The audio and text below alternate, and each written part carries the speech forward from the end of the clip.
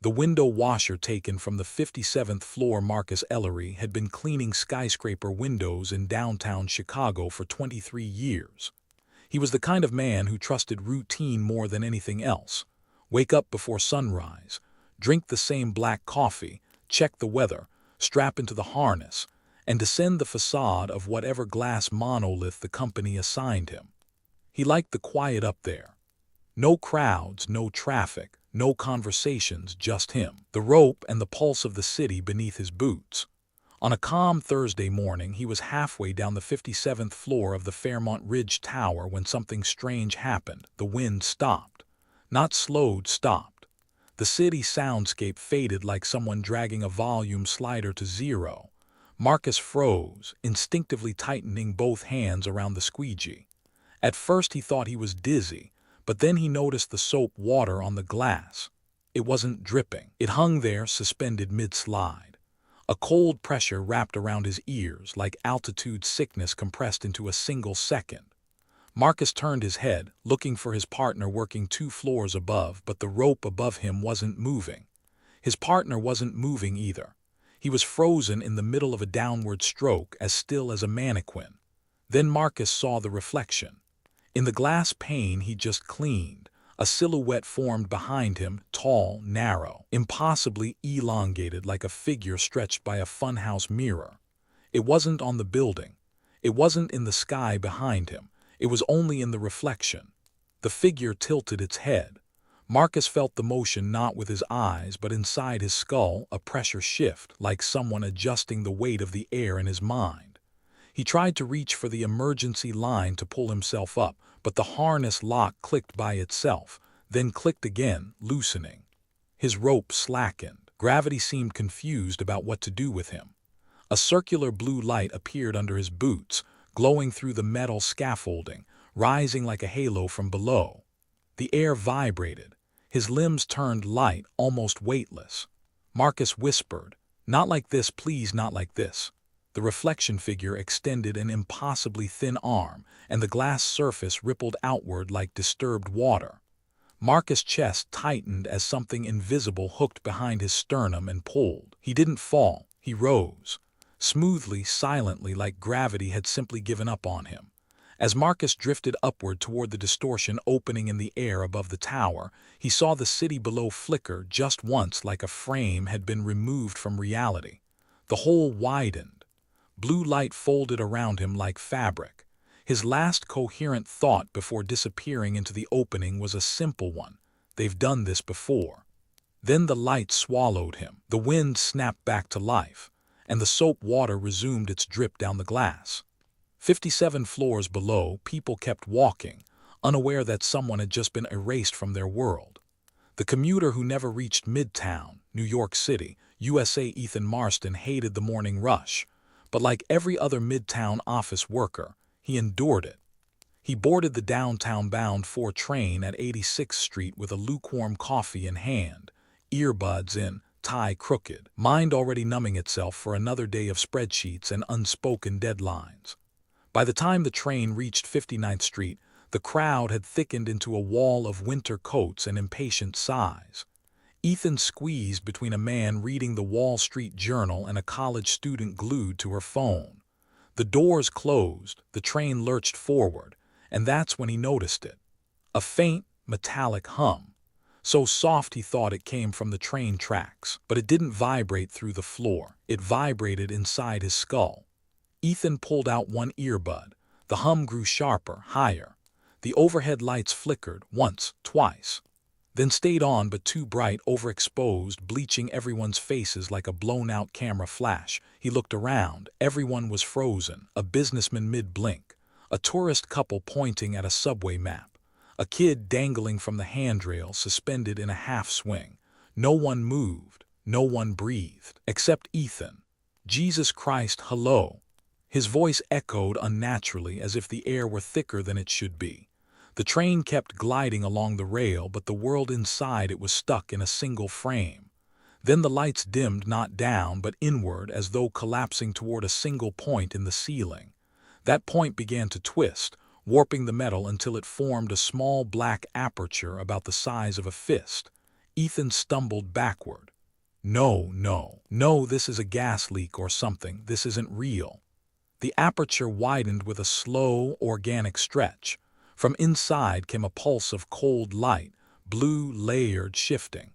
3 thin tendrils of luminescent smoke drifted downward like strands of glowing hair. They curled around Ethan's head, brushing his temples with a cold so sharp it sparked tears. He tried to swat them away. His arm didn't move, not because he was frozen, because something else was controlling the timing of his body. Like every muscle now belonged to a puppeteer. A voice, not heard but inserted inside his thought stream, bloomed in the center of his mind. Subject compatible. Ethan's pulse hammered. Subject compatible with what? The aperture split open like an iris, and from the center of the blooming light descended a figure made of shifting layers, translucent like stacked sheets of thick glass. No eyes, no mouth, only flowing contours that rearranged with every subtle tilt of its body. A ring of compressed air formed around Ethan's chest. He gasped as he felt his ribcage tighten, not painfully, but with surgical precision, like someone scanning him from the inside. The voice returned, extracting. His feet lifted off the subway floor. The frozen passengers remained statues, unaware that reality was bending around them. The train continued hurtling toward Grand Central, but Ethan rose upward into the widening light, the tendrils wrapping around him like strands of liquid metal. His last sight of Earth was the subway map beside the door, colors blurring into streaks as everything stretched. Then a violent snap, a cold rush, silence. The train lights returned to normal. Passengers blinked back to life. The kid resumed swinging. The businessman finished his blink. They never noticed the empty space where Ethan had been standing. He simply never arrived at Midtown. The rooftop message she wasn't meant to hear, Los Angeles, California. It was just past 11:40 p.m. when Rachel Merritt, a 33-year-old sound designer living in Koreatown, stepped onto the roof of her apartment building for her nightly ritual. One cigarette, one quiet moment, one chance to breathe above the endless hum of Los Angeles. She liked rooftops. Up here, she didn't feel trapped by deadlines, client notes, or the white noise of her own thoughts.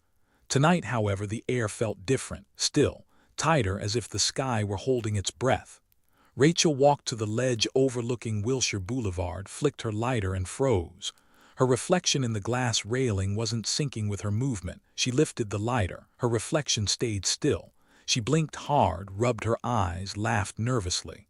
Wow, no more late-night work sessions for me. She tried again. Her reflection turned its head before she did. The cigarette slipped from her fingers. Okay, what the hell?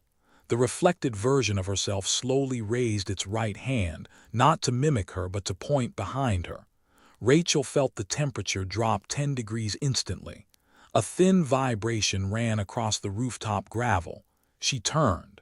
Above the building, the sky was splitting open. A razor-thin horizontal line of white light stretched silently across the air like someone slicing reality with a scalpel. The line widened, bending inward, forming a hollow tear. From inside the tear, a soft, rhythmic pulse of red and blue light breathed like a heartbeat. Rachel staggered backward. No, this isn't real, this isn't. The pulse synchronized with her chest. Her heartbeat matched the rhythm. Every beat felt like a signal tapping on her sternum. Then she heard it, a whisper, not in English, not in any language she recognized, but it carried meaning directly into her nerves. Receiver located. Rachel's breath hitched. Receiver for what? The tear in the sky widened again, and for a moment she thought she saw a figure, tall, angular, its limbs jointed strangely, its outline shimmering like heat distortion. But the figure didn't step out. It projected itself into her mind. Her vision went white for a split second. When color returned, the city looked wrong. Buildings bent and elongated like reflections in warped metal. Freeways curved in impossible loops. Thousands of lights blinked in patterns she couldn't understand but felt. Every blink carried a fragment of information. Coordinates, symbols, warnings, memories that weren't hers. She hit her knees, clutching her head, gasping. Stop, please stop, turn it off. The whisper returned, colder this time. Transmission incomplete. Vessel unstable. The rooftop surface under her palms vibrated. Her reflection in the railing began distorting again, but this time it wasn't her reflection. It was the figure mimicking her posture, crouched, studying her. Rachel tried to stand, but her limbs felt disconnected from her intentions. Her muscles trembled without her consent. The lights in the tier flared once more, then abruptly shut. Darkness returned. Traffic noise returned. The city returned. Her reflection snapped back to normal. Rachel fell backward, landing hard on the gravel. Her hands were shaking. Her breath wouldn't regulate. She scrambled to her feet and stumbled toward the stairwell. But before leaving the rooftop, she saw one final detail that made her stomach drop. The reflection in the glass railing mouthed a sentence. One Rachel did not speak. "We will finish the transmission soon."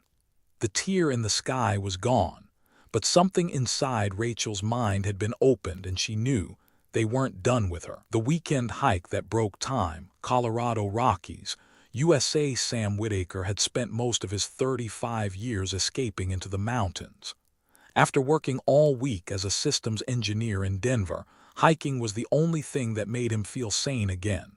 No phones, no Slack messages, no algorithms demanding his attention. Just pine trees, cold air, and the sound of boots on dirt. That Saturday morning, Sam and his two closest friends, Jake and Melissa, started a 4-mile trail near Estes Park.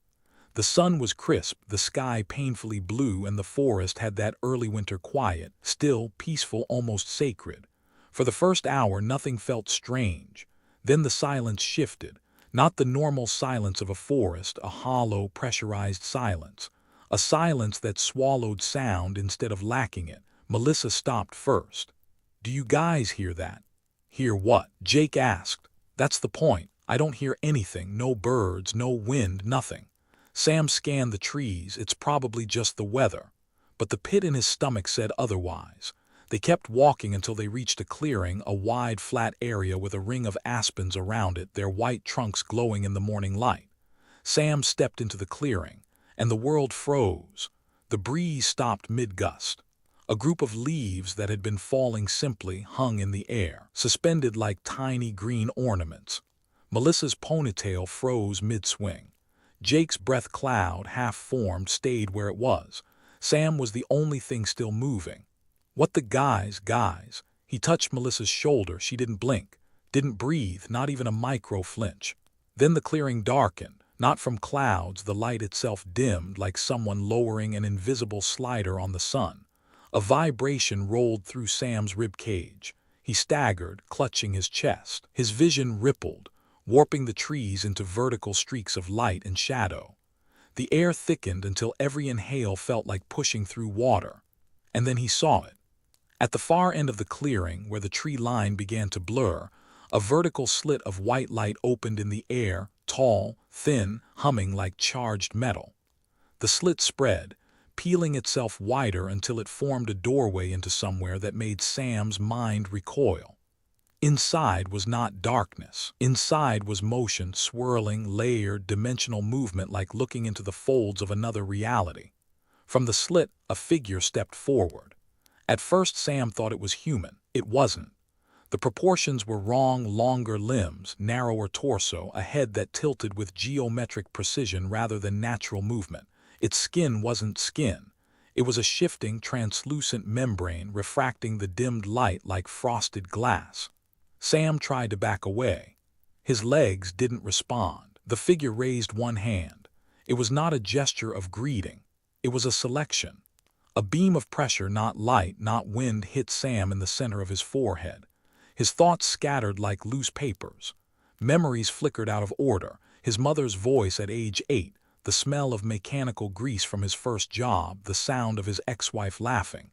All of it reshuffled, scanned, dissected. The figure tilted its head. A voice unfolded inside Sam's mind, cold, layered, impersonal, cognitive architecture suitable. Sam's eyes widened. Suitable for what? The air around him compressed. His feet lifted off the ground. The leaves suspended around him vibrated violently, then shot upward into the slit like metal pulled by a magnet. Sam screamed. It came out silent. Jake and Melissa remained frozen, statues carved from time. Sam drifted toward the slit, the figure retreating back into the swirling space beyond. His vision broke into fractal patterns, colors splitting and recombining into impossible shapes. The world he knew folded like a sheet of paper being tucked away.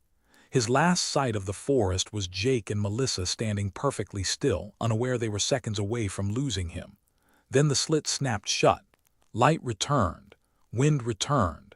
The leaves finished falling. Melissa's ponytail dropped. Jake exhaled the rest of his frozen breath. "Sam, you okay?"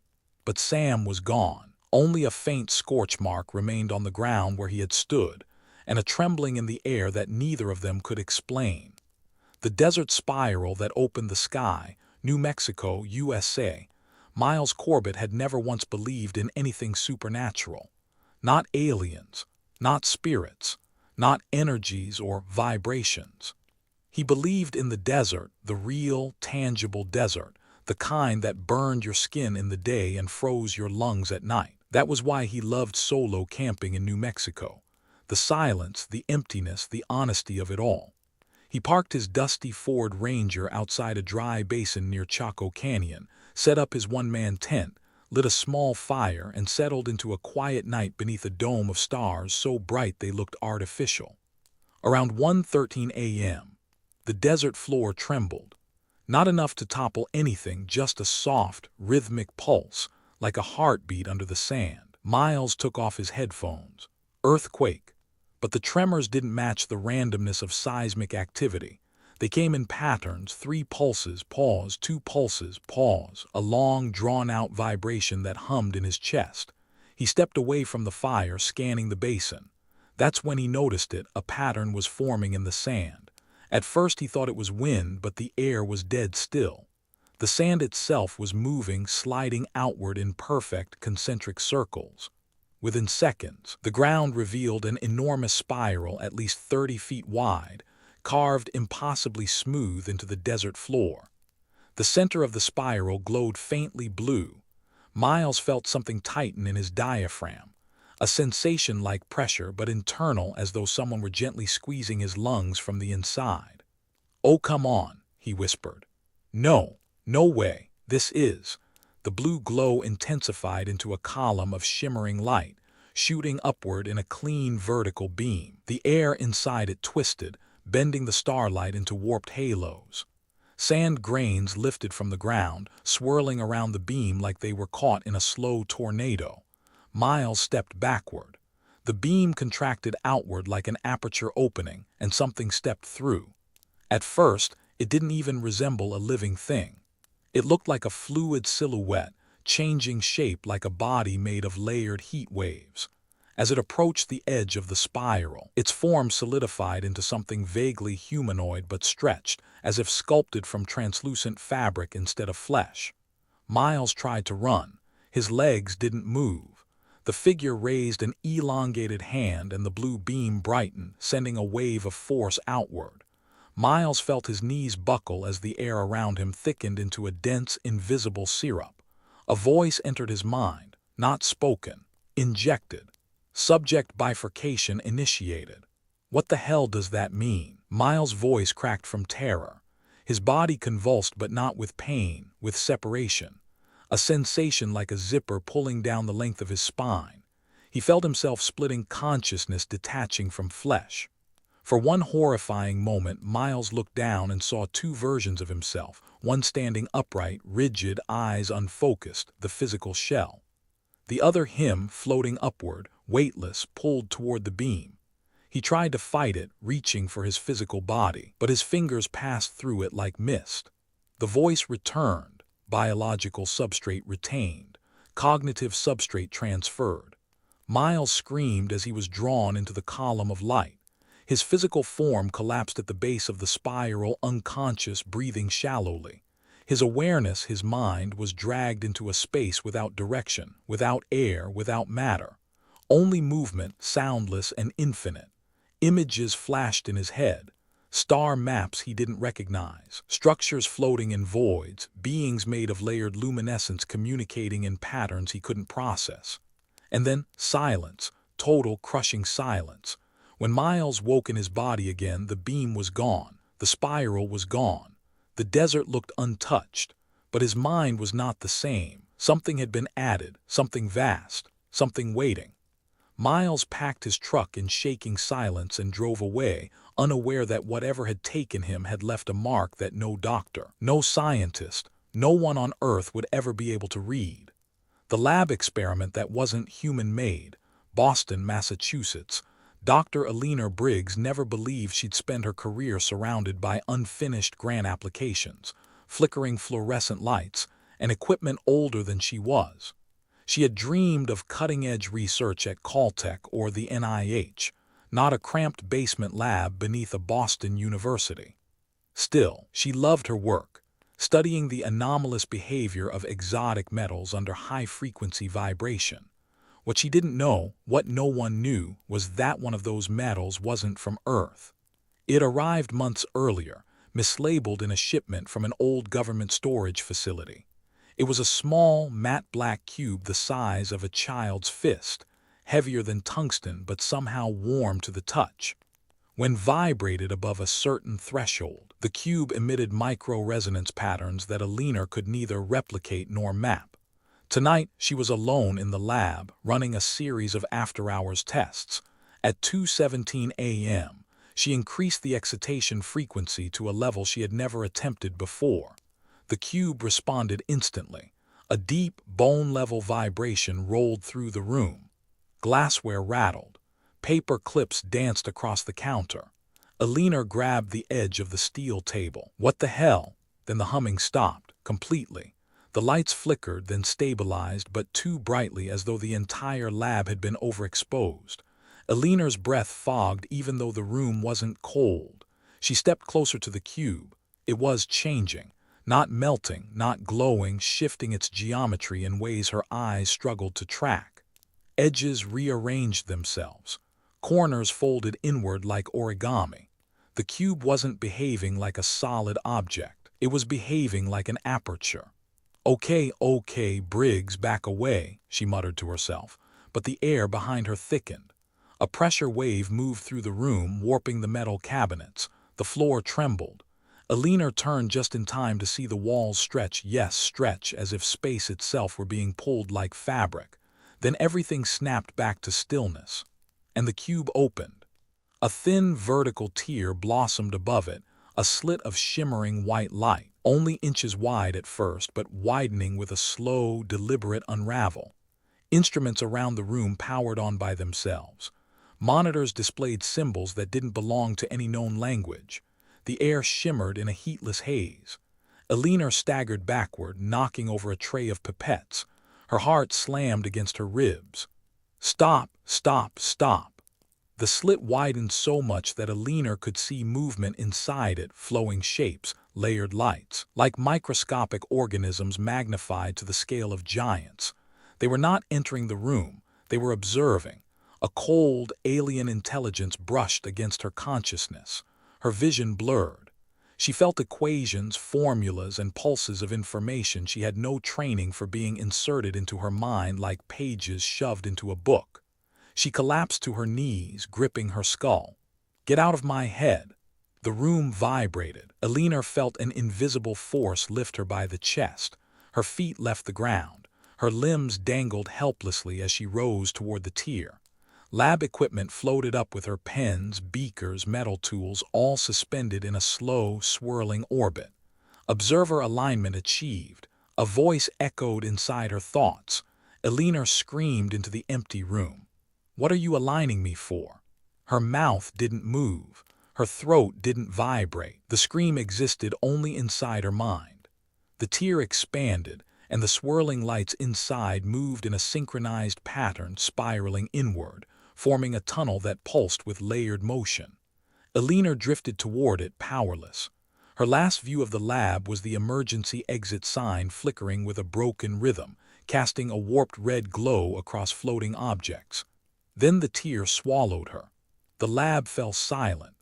Objects dropped to the floor with soft clatters. The cube reassembled itself, perfectly smooth, perfectly silent, as though nothing had happened.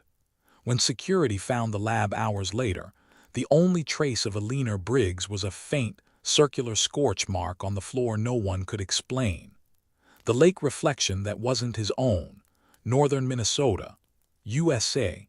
Every Friday after work, Caleb Turner drove 2 hours north from Duluth to a quiet glacial lake hidden between pine forests. He'd been coming here since childhood, first with his father, then alone after life had become too heavy, too fast, too loud. At 39, divorced, exhausted, and half convinced he'd missed every important turning point in life, he came to the lake for one thing: silence. The kind that wasn't metaphorical. The kind that felt like healing.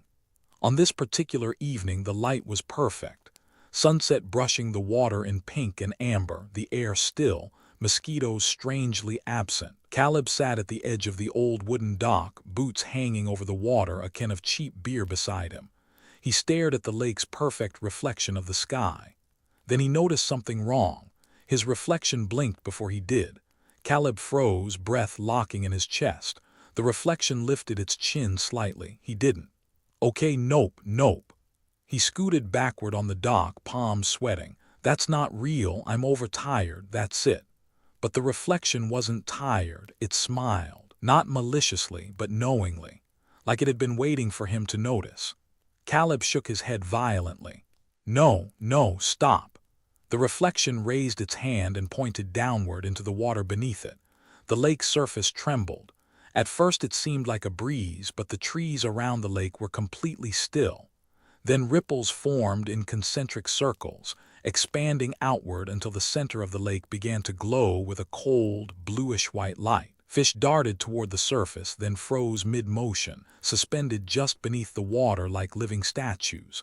Caleb stood up so quickly he nearly fell off the dock. What is this? A low hum vibrated through his ribcage. The reflection mouthed a word Caleb could not hear but somehow felt: approach. Caleb stumbled backward toward the shore, shaking his head. I'm not going anywhere near that. No way. But the reflection didn't vanish when he left the edge. It followed him, not matching his movement but choosing its own, leaning, turning, shifting with intention. Watching. The lake's glowing center brightened into a column of swirling light. The spiral extended upward, pulling mist from the water. The hum sharpened. Color drained from the sky as if the world were being desaturated. Caleb felt a sudden pressure inside his skull, a squeezing as if hands were pressing in from every angle. He dropped to his knees, gripping the sides of his head. Images flooded his mind. Not memories, not dreams, something else. Landscapes that weren't Earth. Stars arranged in patterns impossible to recognize. Towering structures made of glass-like material bending in gravitational waves. Beings of layered luminescence communicating through pulses and geometric patterns. Caleb gasped, falling forward onto his hands. Stop, please. The reflection stood silently in the shifting light. Then it changed. It aged. Lines deepened on its face. Hair grew thinner, flecked with gray. Its eyes became faintly luminescent. It was him, older but not a natural older, an evolved older. Caleb stared, trembling. What are you showing me? The reflection mouthed again, your selection. The column of light split open, forming a vertical tier in the lake. Water bent upward around it, defying gravity, rising into spiraling arcs. Caleb tried to stand, tried to run, but the pressure around his chest locked him in place. A force lifted him gently, irresistibly off the dock. He drifted toward the tier, his reflection watching with calm acceptance. The last thing Caleb saw before entering the spiraling light was his older reflection placing a hand on the water's surface, like a farewell. Then Caleb vanished into the tier. The lake water dropped instantly. The glow faded. The fish resumed swimming. The sky regained its color. A ranger found Caleb's truck 2 days later. The dock was undisturbed, but the water held a strange, humming resonance that none of the locals could explain. And on perfectly still evenings, some swear the lake shows a reflection that doesn't belong to anyone standing near it. The highway lights that weren't stars, Nevada, USA, US. Route 95, for long-haul trucker Royce Halden, the desert highway at night was the closest thing he had to peace. After 20 years on the road, divorce papers, and a back held together by more metal than bone, Royce preferred the company of asphalt and radio static over people. At 1:42 a.m., somewhere between Tonopah and Goldfield, he was hauling an empty refrigerated trailer down a silent stretch of U.S. Route 95. The sky was razor clear, thousands of stars sharp enough to cut through the dark. Then a few of those stars moved. Royce frowned, leaning forward over the steering wheel. What the hell? 3 points of light detached themselves from the sky, descending in a slow, mathematical formation. At first he thought it was aircraft, maybe military training. This was Nevada after all. But the lights didn't blink, didn't flicker, didn't behave like anything built by humans. They aligned into a perfect triangle above the highway. Royce reached for his CB radio. "Breaker 19, anyone seeing this? Looks like." His radio hissed violently, then went dead. The truck's headlights flickered, the engine stuttered, and then the world around him stopped. Not slowed, stopped. The dust trail behind his trailer froze in midair. The tumbleweed rolling alongside the road halted like someone had pinned it to reality.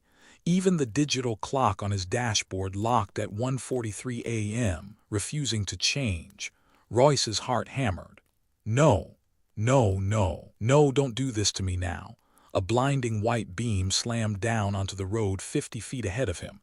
The asphalt didn't crack, didn't burn. It simply glowed as if the light were rewriting the surface at a molecular level. Royce hit the brakes. The truck didn't respond. He was still moving, but the wheels weren't turning. The truck was gliding forward, drawn like metal toward a magnet. The triangle of lights rotated silently, center of the formation opening like an iris. The beam expanded, engulfing the entire road. Royce yelled and pounded the steering wheel. "Stop! Stop the damn truck!" That's when he felt it, a presence, not in the cab, inside his mind. A layered, resonant voice pulsed through his thoughts, biological consciousness detected, preparing for extraction. Royce gritted his teeth. "You're not extracting anything from me." The voice didn't care. The interior of the cab rippled like heat waves. The dashboard elongated, stretching forward. The windshield expanded into impossible proportions. Royce grabbed the door handle, ready to jump, but the handle melted into the frame like warm plastic. His body lifted off the seat, weightless. Another pulse hit him, this time targeting his memories, rifling through them with clinical detachment. Childhood, first kiss, wedding day, his daughter's birth, her 6th birthday, the day she stopped calling, the day he finally signed the papers, the day he realized he had become a ghost with a pulse. The voice echoed again. Emotional architecture inefficient. Reconfiguration required. Royce screamed, "Don't touch my mind." His vision fractured into spirals of white and blue light. The cab around him peeled apart like petals. The triangle of lights opened into a swirling geometric tunnel, its interior shifting with dimensions that didn't obey physics. Royce was sucked upward into the vortex. For one brief moment he looked down and saw his truck, still gliding down the road with no one inside. Then the vortex snapped shut. The engine restarted. The headlights stabilized. Time resumed. Royce's truck coasted to a stop on the empty desert highway, driverless. A highway patrol officer found it an hour later, engine running, headlights on, cab empty, no signs of struggle, no footprints in the sand, only a faint electrical hum in the air, as if something massive had just been turned off.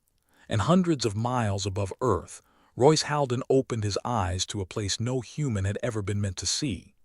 The motel room that shifted at 3:11 a.m. Flagstaff, Arizona, USA. Lena Hart, 28, had been driving cross-country for 3 days straight. She wasn't running from anything, she told herself, just moving toward something better. A fresh start in California, a new job waiting, a life she hoped wouldn't feel as heavy as the one she left behind in Ohio. By the time she reached Flagstaff, she was too exhausted to think. She pulled into a cheap roadside motel, the kind with buzzing neon signs, mismatched curtains, and a front desk clerk who didn't look up from his phone. Room 107. A broken ice machine down the hall, a highway humming in the background. Nothing special. Lena showered, collapsed onto the bed and fell asleep almost instantly. At 3:11 a.m., she woke to a sound that didn't belong. It wasn't traffic, wasn't wind, wasn't footsteps. It was inside the walls, a low, rumbling vibration like a subwoofer buried in concrete. The bedside lamp flickered once, twice, then glowed a sickly blue-white. Lena sat up, heart pounding. What the? The vibration intensified. The air grew thick, pressing against her eardrums. She felt the room lean, as if the entire motel had shifted 5 degrees to the left. Her suitcase rolled off the table. The bathroom door creaked open by itself. Lena swung her legs off the bed, ready to run, but the floor cracked. Not like breaking wood, like splitting reality. A thin, glowing fissure stretched across the carpet, snaking beneath the bed and up the opposite wall. The wallpaper peeled back as if pulled by invisible hands, revealing light, pure white, flickering alive. "What is happening?" she whispered. The fissure widened, and something stepped through the wall. It didn't break the drywall. It walked through the space where the wall stopped being a wall, tall, elongated, translucent. Its body looked like layers of glass bending under heat, shifting with every micro-movement. No eyes, just a smooth, curved head with faint luminescent markings that pulsed like breathing. Lena stumbled backward until she hit the headboard. "No, no, please." The being tilted its head with mechanical precision, studying her. A second presence entered the room, not physically. Inside her mind, a voice cold and layered, subject awareness optimal, initiating interface. Lena screamed, covering her ears, "Get out of my head, get out." But her scream didn't leave her throat. Her body froze, arms, hands, chest, everything locked in place. The being extended a thin arm. A ring of shifting light appeared around her, rotating like a scanner. The air vibrated with every pass, each pulse drilling deeper into her mind, pulling up memories she hadn't touched in years. Her father's disappointed silence, her mother crying behind a closed door, her college dropout letter, her failed attempt to start over in Seattle, the long, lonely drive that led her to this motel. The voice returned, emotional instability identified, structural adaptation underway. The lights around her tightened. Lena's vision shattered into fractals, colorful shards forming patterns she couldn't understand. She felt something reach deeper than memory, deeper than identity, into the place where fear lives. She gasped silently as the being stepped closer. A wave of cold washed through her, freezing every nerve. Her consciousness stretched, pulled taut like a thread. The room dissolved. The bed disappeared. The walls melted into blue light. The ceiling peeled away into a vortex of shifting geometry. Lena rose from the mattress, levitated, weightless, drifting toward the widening fissure in the wall. Her last thought before the light consumed her wasn't terror, it was clarity. They weren't here by accident. They knew I'd be alone. The fissure snapped shut. The room returned to normal. The lamp dimmed. At 7:46 a.m., housekeeping knocked on room 107. No answer. Inside, the bed was rumpled, the suitcase open, the shower still damp. Lena Hart was nowhere to be found. And on the wall, faint and almost invisible unless the sun hit it just right, was a thin glowing line, a scar in space itself. The archive basement where reality slipped, Philadelphia, Pennsylvania, USA. For 12 years, Nathan Cole had worked as an archival technician for the Philadelphia Historical Records Center. His job wasn't glamorous, dusty boxes, fading ink, water-damaged ledgers, but he liked the quiet. He liked being forgotten. After a rough divorce and a string of sleepless years, anonymity was the one thing that didn't hurt. The basement, where he spent most of his shifts, was a maze of concrete pillars, humming fluorescent lights, and endless metal shelving. It was always cold, always too quiet, and always faintly damp from whatever ancient plumbing ran beneath the building. At 11:58 p.m., Nathan was alone, cataloging a set of 1930s land surveys when he heard something impossible, a soft tapping coming from inside a concrete wall. Tap, tap, pause, tap, tap. He froze, pen in hand. No one else was on this floor. The building was locked. The basement walls were 2 feet thick. Tap, tap, tap. Nathan approached the wall, pressing his palm against the cold surface. The tapping stopped. Then the wall breathed. The concrete expanded outward, just a fraction of an inch, but enough. Nathan stumbled back, heart slamming against his ribs. No, no, this is a pipe expanding or something structural. It's just the building settling. The wall pulsed again. This time a crack appeared, hairline thin, perfectly vertical, glowing with faint blue light. Dust lifted from the floor, floating upward in weightless spirals. Nathan backed away, reaching for his phone, but the moment he touched it, every fluorescent light in the basement flickered. Once, twice, then stayed on, but far too bright.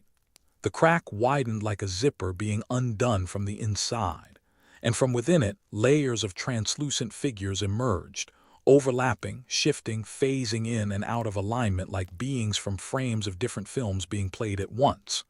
Their bodies were tall, luminous, semi-fluid, bending the air around them. Nathan stumbled onto a stack of boxes, hands shaking. "Please, please don't." A soundless voice formed inside his mind. "Observer identified. Extracting memory lattice." Nathan gasped. "Extracting what? No, stop, stop." The figures raised their elongated arms. A web of shimmering lines projected outward, wrapping around Nathan's skull like strands of light weaving into a cage. His memories surged to the surface uncontrollably, years of them pulled like files from a cabinet. His first day at the archive, his wedding, his daughter's first steps, the night she cried in his arms after the divorce, the quiet despair of every morning since. The voice continued, colder, emotional residue detected, restructuring cognition. Nathan screamed, no sound came out. His body lifted off the floor, suspended by invisible force. The shelves around him bent inward as if gravity were warping the entire room toward the crack in the wall. The translucent beings moved closer, their forms shifting through shapes he couldn't comprehend.